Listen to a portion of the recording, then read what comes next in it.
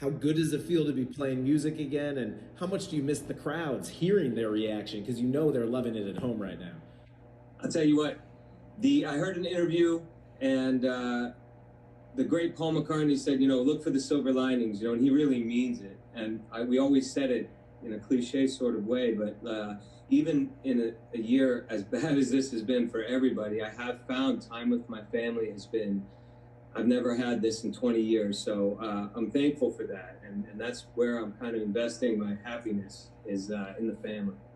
Well, that is great to hear. There are plenty of silver linings. Normally, you're on the road, traveling all over the country, all over the world, and you won't get this time back with your family. So that's great. Are your kids big fans of your music? Do you guys do you play guitar for them? Do they sing? Are they backup dancers? They're extremely supportive of what I do, but if I pick up the guitar in the family room when they're watching Octonauts or something, it's not happening. They're hand on the guitar enough, and if they want to hear a song, it's certainly not going to be mine. They're turning me on to new music all the time, but I would say they're supportive, but You're not all the time. you're learning Baby Shark on the guitar, is what you're saying. Yeah, that's what I'm trying to say. Okay, cool. Some cool covers. That's good. That's good. Whatever. Play what the people want. Yeah. Yeah. Well, we're going to take some questions from some fans. There's a lot of them here tonight who are asking. And our first fan question comes from Sam. Sam wants to know, what is the fastest song you ever wrote? I think just when did it just come to you and it just flew? You knew you had a song. That's a really good question. It often feels like the ones that are the stickiest, they happen quickly. I remember with Shattered, the words happened incredibly fast. I had a tape of the music in my head, listening while I walked the dogs one night. I came in and I sat down and just, how many times can I break till I shatter over the line? And it just came out, the whole song, the whole idea, the concept, in about 20 minutes, however long it took me to write. And I took it to the studio the next day, and the producer, Matt Wallace, was down with it right away, which is rare because that's their job, is to kind of cut and paste, and that was it. It happened quickly. Wow, that's amazing. Yeah. Do you ask yourself, why can't it always be that quick? Why can't it always be that easy? Yeah, I'm sure you work on songs sometimes for months at a time. And that's where I am right now. So this is, my desk. This is where we make songs, and even more so now we're doing them remotely. Everyone's got a studio where they live at, but this is where I am almost every single day, just working on songs, chopping away at them, and building, hopefully, the next album. But it does take time. And if some part, like the lyric, happens really quickly, you're going to take time with another part of it. There's always work to be done. It's so fun, but it's a craft, and you just got to work at it and work at it. And that's why I think a lot of folks should get to know the producers and engineers who make these records, because they're the ones who are spending most of the hours, with you and after you. But yeah, it's a process. Well, your desk in your office is way cooler than most people's. That's a pretty cool setup. Well, throughout the whole musical process of writing a song, the production, then performing, touring, is there a favorite part, something that you're most drawn to in the whole process? I gotta say, my favorite part, there's two with making songs. One is when you wake up in the morning and it's in your head, you gotta get it down on tape. The voice memo on the phone has been really helpful for that, but you're running into the studio to get it down. That's a really exciting time. But the entire process of a song, my favorite time is after a show, you're in the parking lot or the little parking area behind the stage with your band, and you're just kind of coming down after that show, that excitement of playing those songs. I mean, it's really something that it's hard to describe, the peace you get just hanging in a parking lot late at night with your buddies. It's that summer camp thing. So that's definitely my favorite part of the process, is the celebration kind of. That's cool. That's really cool. It sounds like how an athlete describes just the camaraderie and being in the team and the locker room environment. And that's something that all of us in our lives, no matter what you do, I think that's what we're missing right now. So we're so appreciative tonight of you bringing this experience to all of us and getting a little taste of that live music.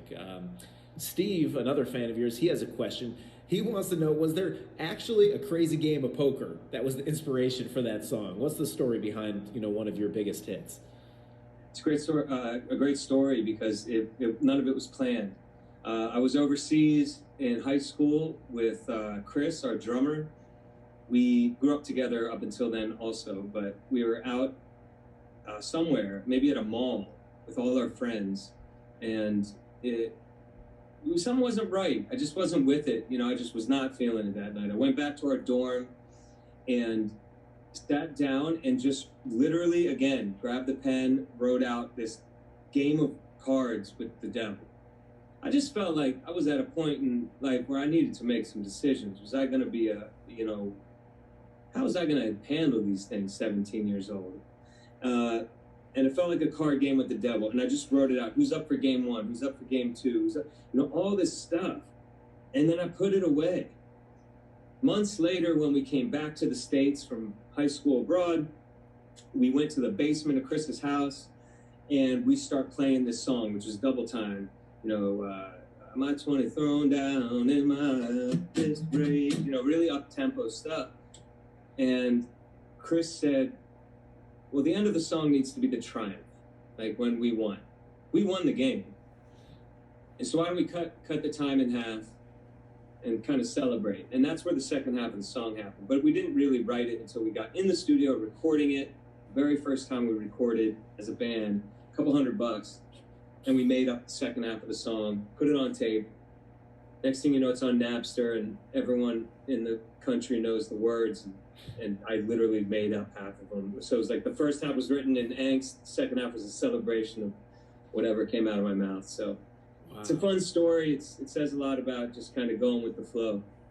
Absolutely. That's an amazing story. Thank you for sharing that with us. I mean, the story of your group, OAR, really is a storybook. It's the stuff you see in movies, that you guys were just friends from high school hanging out in a basement in Rockville, Maryland, playing songs, messing around. And then it was an 8th grade talent show, right, where you really kind of got your start and was like, I think we're pretty good at this. I mean, you can't make that up. That's crazy. I remember sitting in the back in the hallway behind the stage, nervously tapping my knee, Richard and Chris and I, and we went up on the stage. And I remember that show like it was yesterday, but when it was over, we said, that's what we want to do.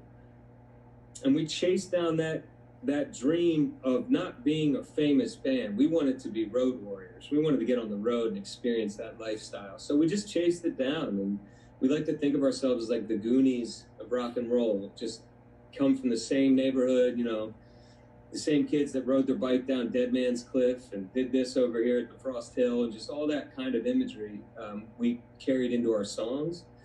And we wanted to make songs about that life. And then from that point, we just wrote songs about our life as we were living it. We're on the road, and that's what we wrote about. Now we have families, and that's what we write about. And just trying to make it count. But we're super lucky, and it did start at the 8th grade talent show, and I can still remember it right now. It's crazy. Wow, that's amazing. And then your songs have resonated with millions of people all around the world. It's pretty special. Now, I see where you're at right now in the studio. I can count 4 guitars, but I know this is just a small sampling. You've got to have a lot of guitars. And actually, we have a question from Jamie. Jamie says that they're watching right now with their 7-year-old daughter, and she wants to know, how many guitars do you own? How many guitars? So, let's see. Most of these are all, my wife has the eye for guitar.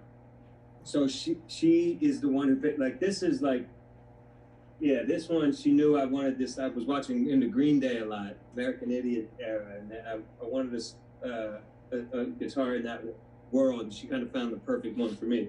This one is like Bob Marley guitar. There's a couple of these made, and she tracked one down and got it. This one back here is Rockbridge, which is an amazing guitar company.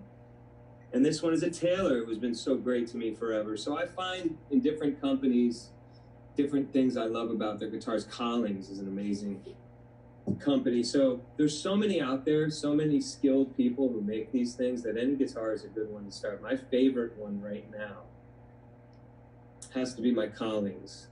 Collings out of Austin, Texas. Amazing company. So Wow. Yeah. Cool, really cool. Well, you mentioned the Bob Marley one. I was reading about that. A 2003 Gibson Les Paul limited edition mahogany. Now, I'm a huge Bob Marley fan, and I know you are too. And you got to play and collaborate with the Wailers. What was that experience like for you? This is such a good interview. I mean, this guitar, I just kind of glazed over it, but this one means so much to me because when we started out making music in the DC area, we were blessed at night because some of the AM radio and FM on the low part of the dial played amazing music. A lot of really great reggae music, a lot of great go-go music, a lot of all these different genres, jazz and blues and everything. And we were exposed to amazing musicians locally as well through these radio stations. What we didn't realize was that a lot of folks who were coming up in these different scenes wanted to play with each other. You know, we all wanted to make music. So Junior Marvin, who played guitar with Bob Marley and the Wailers from like 78 to 81-ish or 77-ish, he was nice enough to come out and play with us at the 930 Club and hang around and teach me a little bit. I wanted to know if I was going to play reggae music and I was going to play something that, you know, I grew up in Maryland. I wanted to understand where the music originated from folks who played it professionally and learn why you're playing at a certain place, why these lyrics are the way they are, why is the drum beat where it is. Drummy Zeb from the Wailers came to our basement in Rockville, Maryland, and just jammed with us and kind of showed us the way in so many ways. So from the very early on, we were allowed to hang with folks who showed us the way. And that happened in so many aspects of recording, performing. But mostly, yeah, musicians who are just nice enough to show us the bag of tricks a little bit. But we wanted to just make sure we were doing it right. That's pretty spectacular. That's amazing. And I'm sure you've had the chance to do that for other musicians who look up to you along the way, too. It's really cyclical how the community of music and people who speak that language give back to one another. And you're in the middle of it. That's really cool. We've got another question from a fan. This is from Mike Mack. Now, this is a long one. He says, I know you're a big Stern fan, and Billy Joel has said there's a song that he hasn't been able to finish for over 20 years. He has the constant melody in his head. Do you have a lyric or a melody like that? Something that is just always in your head you're trying to crack and figure it out? I am a huge Stern fan. I'm a huge Billy Joel fan. Growing up in my house, it was Billy Joel, you know, all the time. There's a couple lyrics knocking around that I'll repeat over and over and over. You know, I like to add that I like to just improv during shows and say what's on my mind, and 80% of it's crap. It just falls flat. But like every once in a while, I get a good one. So I keep repeating these certain lyrics that are in my head that I really want to build around.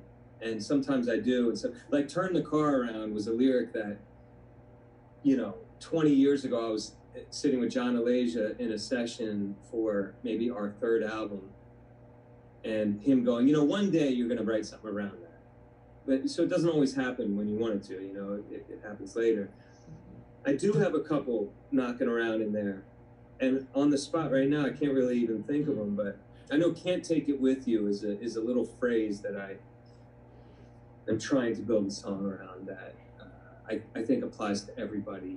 Yeah. And with me every day, you know, we're here. It's another day I'm learning, like, you can't take it with you. So I am trying to build a song around that. But that's a really good question. And I think Billy Joel is also Billy Joel, so I'm sure his is a hit. I don't know. Can't Take It With You sounds like it could be a hit too. So yeah, we're gonna remember this when we see that on like the Billboard charts that you were working it out. Maybe right after tonight's session, you're gonna get right. You're already in the studio. Maybe you'll lay it I'm down. here. Yeah, we got the mics. I don't know. Just give me a shout out on the song. That's all I'm asking for. You know. I will. He's okay. like, you know, I want writing credit, but yes, question. Yeah, perfect. That's what I'm question. Yeah. Nice. All right, we got a question from Robbie now. Robbie says, my 4-year-old son Carter wants to know, what's your favorite song to sing? Carter, that's a great question. Thank you. Wow. My favorite song to sing the last 5 years has been Place to Hide. It's one of our songs. I love that one. And my favorite cover song to sing has been either Ring of Fire or Troubadour. It's a great country song by George Strait. I've really enjoyed singing that one because I feel like it's It's like singing about your own life in a really straightforward way. And I always wanted to be the guy on the road doing the songs, and that song pretty much sums it up for me. So that's a good question, buddy. Cool. Well, I mean, you've mentioned so many artists that have impacted you, influenced you. We talked about the Wailers, Billy Joel. I mean, even Johnny Cash, George Strait. You just mentioned. Is there one artist that you're just dying to work with? If you could work with anyone, collaborate, perform with on stage. If I said, "Here you go. This is I've set it up for you," who would that be? Oh, man, that's really hard. There's so many amazing artists. I mean, honestly, I'm like a huge fan of so many folks that it's hard to narrow it down. Kendrick Lamar. I mean, so many people. I don't know. I guess I wouldn't mind being in a room with Billy Joel for a little while. Just because I've seen what he did at Town Hall, and he was playing through the songs and talking about them. I would like to be around that for an hour or two. And maybe I could fool him into a songwriting session. But there's so many people out there. I mean, and I've gotten to be around some that blow my mind, that you just can't believe you're doing what you're doing. So it's a tough question to answer. I know. I asked the hard-hitting questions here, but that was a good answer. I mean, Billy Joel, Kendrick Lamar, Marc Roberge. I'd like to see the three of you collab on a track. That would be eclectic music selection there. All right, we have a request here from Rick. He wants to know, could you play maybe just a few seconds of Daylight the Dog? Really putting you on the spot. You thought I had tough questions. Rick, I know. It immediately popped into my head this memory of the song. It was I loved one of our first tours was with Sheryl Crow and Ziggy Marley and everybody, and I remember asking her, "Wow, who'd you write that song with?" She'd be like, "Jeff Trott." This dude, oh. And Richard and I went to see Jeff Trott on the beach in Manhattan Beach, and we sat out there and wrote this song, and it all just kind of came flooding back to me. I hope I remember it, though. I don't know.